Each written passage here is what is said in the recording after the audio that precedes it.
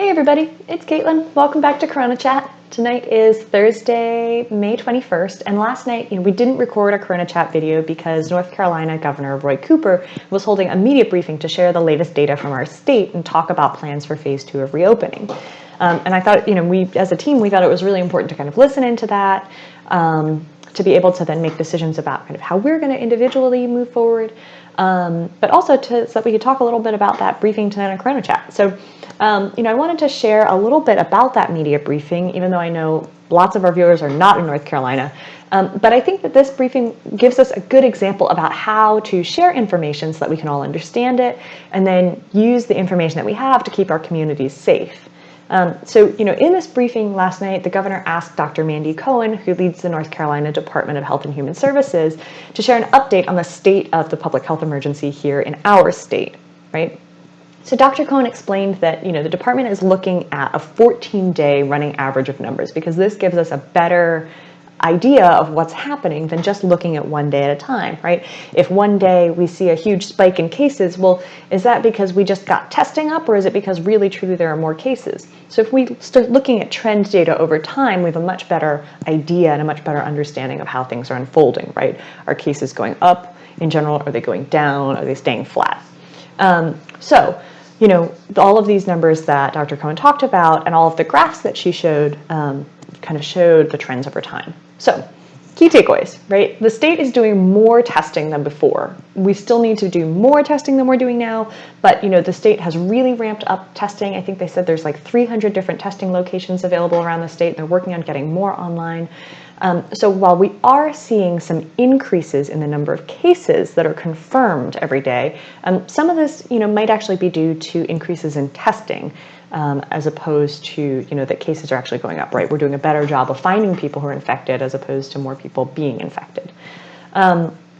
So the other thing, and the reason that we think that that may be the case, right, that this is really about increased testing as opposed to necessarily new infections, is because the number of hospitalizations, the number of people in hospital beds, has been pretty stable over the course of May. There've been about 500 people kind of in the hospitals, in ICUs with COVID every day.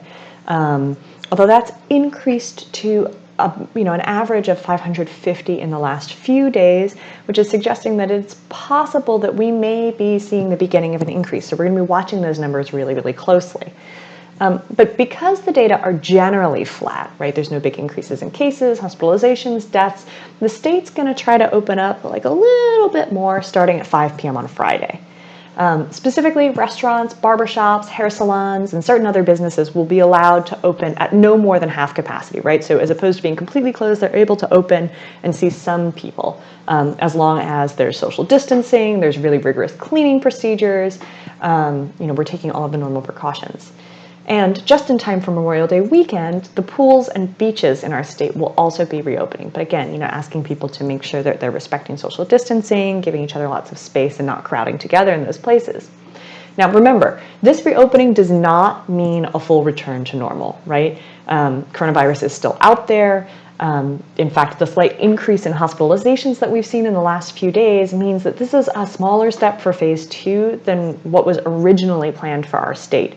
So, based on the data that's coming in from testing and from hospitalizations, the governor is saying, we're still going to try to reopen a little bit because things look pretty stable, but we're not going to open up a lot because it seems like there could be an increase coming. So we're going to be, more cautious.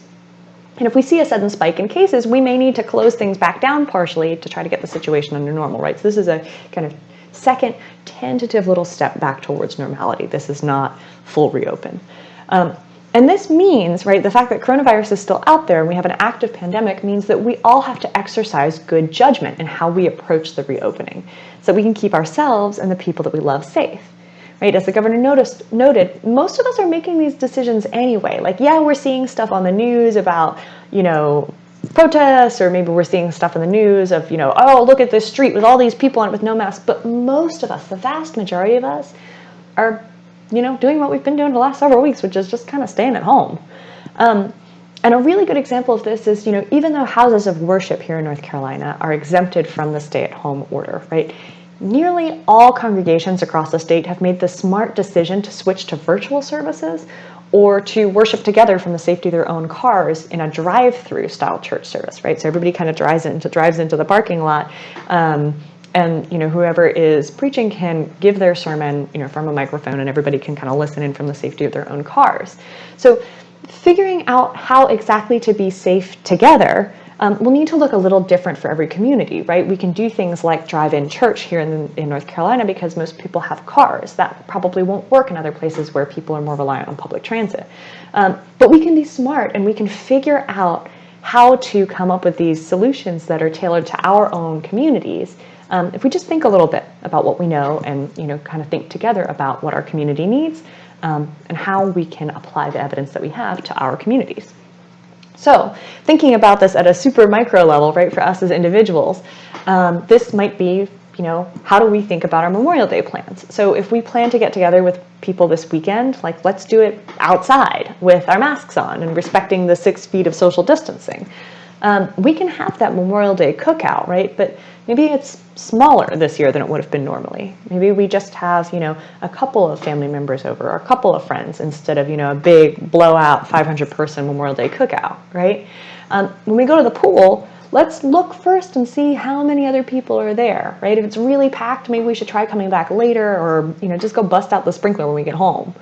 Right? By making these kinds of smart decisions based on the evidence that we have right now, we can keep ourselves, our loved ones, and our communities safe, even as we kind of wind through the rest of this pandemic. So with that, I'm going to wrap our show for tonight. Remember, we are all in this together. We are learning how to navigate this new normal together. Stay safe, take care of each other, and I'll see y'all back here tomorrow.